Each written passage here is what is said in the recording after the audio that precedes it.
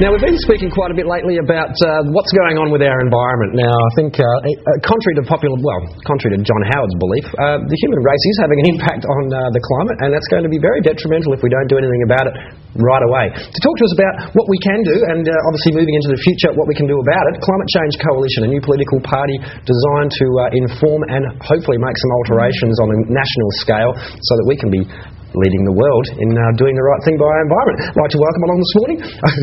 I've got to get them the right way around. Sarah and Gary. You got it right. Good morning, guys.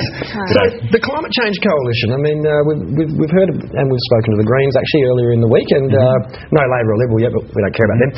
So, what makes the Climate Change Coalition different to other political parties? Well, we are new on the scene, and it actually arose only about 12 months ago in New South Wales for the state election there. And it really does comprise a diverse range of people who don't have any political affiliations. We don't have any political DNA in the blood. And we've got some interesting people who've come together who really wouldn't normally consider to be part of a crowd. People like Patrice Newell, who's a party leader in New South Wales, who's a biodynamic farmer. We've got Dr. Karl Kruszelnicki. I'm amazed I got that out right, but I've been practising. Who people will know from Triple J, the person who speaks really fast at 1 million miles an hour. Hopefully we've got a photo of him. And he's the person we roll out when we want someone to explain science in a way that people understand. We've got barristers, we've got lots of other farmers, and I come from a mining background, Sarah comes from a different background, so completely different perspectives, but what unites us is really our passion about doing something about climate change. So not freaky tie-dye wearing tree huggers? Well, not yet, no. Really? Now, you admit that you're a one-platform party. Isn't your focus too narrow then? Yeah, people do ask us a lot, why are we focusing just on climate change? And we are unashamedly focused on climate change because we think it is such a big issue that we need to fight. We see that despite the fact that the major parties talk about climate change and they have climate change policy, when you look at their actions don't actually support their words. So a classic example I look at is in this current election campaign, both major parties committed to $32 billion in tax cuts. Now, I'm not saying they shouldn't have maybe given some tax cuts back. I don't think anybody was really asking for that, and they could have done so much good with that, and part of that could have been directed towards fighting climate change. And so our focus is climate change. Our intention is to get into the Senate at a federal level and make sure that we keep the other parties focused on climate change, because if we don't stay focused, climate change will quickly overwhelm all of the other social issues that we have to deal with. Well, there won't be any other issues, will there? Once it gets to the point we can't breathe anymore and so forth. But look, we actually spent quite a bit of time discussing with Peter Fitzpatrick, actually, and with Dr. Dingle, who's Perth's Dr. Karl, discussing the ramifications of climate change and exactly what it is. But now, Gary, we're speaking to a few people like from the Greens and things, and they come from didgeridoo playing backgrounds and so forth. You used to work for BHP Billiton. Yes. So obviously they're in the news today trying to take over Rio Tinto, but you took time off last year to be with the family. What on earth motivated you to get into politics? Yeah, well, it's something I wasn't expecting to do up until relatively recently, but I'm a geologist, and geologists are naturally sceptical about climate change, and if you look at who most of the professional skeptics out there, a lot of them are geologists, and so I was definitely amongst them up until about 18 months ago.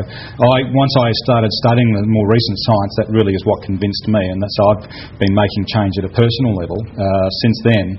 But then I started realising we had to start make change at a political level as well. And I was really frustrated with the glacial pace of change of the major political parties, and I didn't think I spoke with a lot of people who were concerned about climate change and just didn't feel as though they had a voice.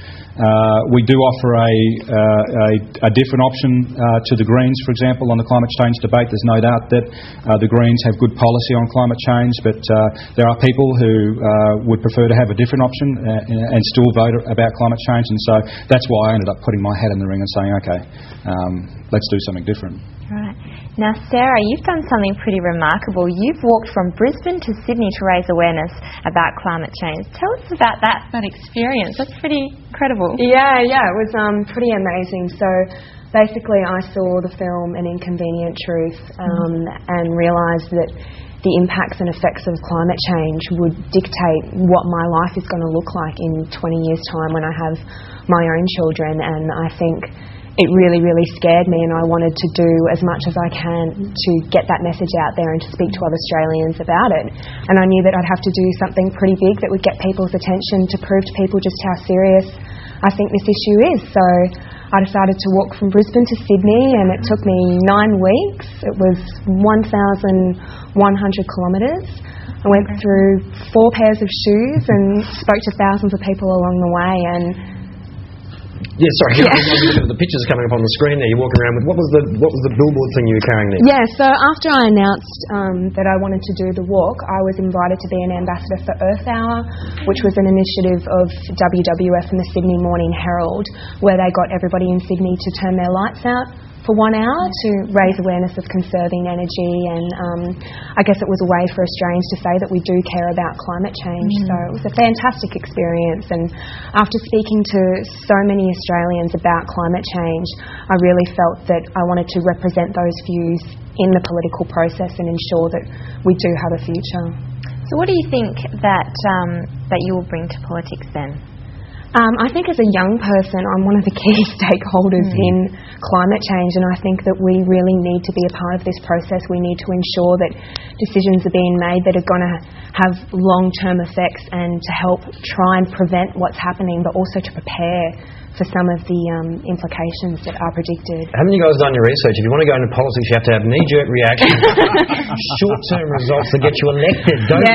Don't make long-term and well-crafted sound bites. Yes. And kiss a couple of babies and pat some dogs.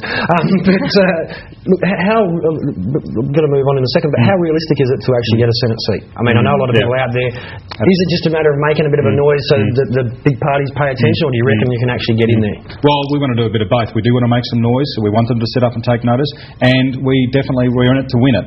Now, the Senate polling, the Morgan Gallup Senate polling, is showing that there might be up to about a 30% vote away from the major parties at a Senate level, and that would mean there's potential for 2 minor party senators. There's 6 to be elected for Western Australia in the upcoming federal election, so we would like to be at least one of those senators representing climate change. Very good. So how can people get in contact or find out more if they want to help?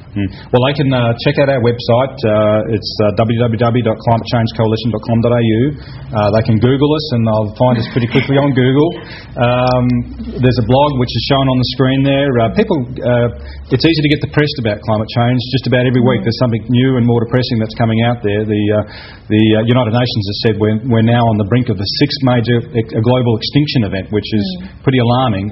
But there's some really good funny videos out there as well about climate change, and I think it's good to laugh sometimes. And so we've loaded some of those videos from YouTube on the blog. So if you're getting a bit depressed about climate change, go and check it out and have a laugh.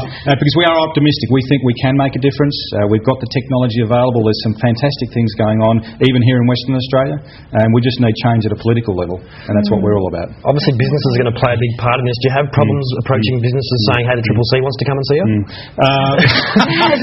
We've avoided using the CCC in Western Australia, but maybe we could use it. But I see that as one of my roles. I come from a big business background, and I speak the language of big business. I know how they operate, and they are willing to talk. A lot of big businesses are doing some good things already, and so we just need to prod them and get them working even harder. So if and when you get elected, now I'm going to put my hat in the ring here and say, look, it sounds like something people should definitely get behind. What are you hoping? What's your main thing you want to achieve, Sarah, when you get into power? I definitely want to get some legislation pushed through as soon as possible on climate change, setting renewable energy targets, etc. It's very important that we get started now. My little push has been to get everyone onto LPG gas. Sorry, LP gas? LPG. So, especially like government vehicles, for example, that sort of thing. There are real concrete things we can do right now, aren't there? Absolutely. And there's a lot of people out there who want to take these options, but at the moment there aren't feasible subsidies in place, or also it's quite expensive. So the more people that can actually get out there and do these things, and the more government support we have for these initiatives, the cheaper and easier it's going to be for people to move to cleaner, more renewable technology. The longer we're going to live as well. A political party is actually talking about doing something now. Fantastic. Yeah, so we'll have all that information up on our website. Please get behind it. It's a serious issue, and we're in desperate need of it really quickly. But wakeupwa.com, that's our website. website. Like I said, log on. Thank you very much for coming on and stressing that sort of view that is very important. We do need to go to a very, very quick break. We'll be back with more straight after this. Best of luck, guys. Thank you. Thank you. Thanks for having us.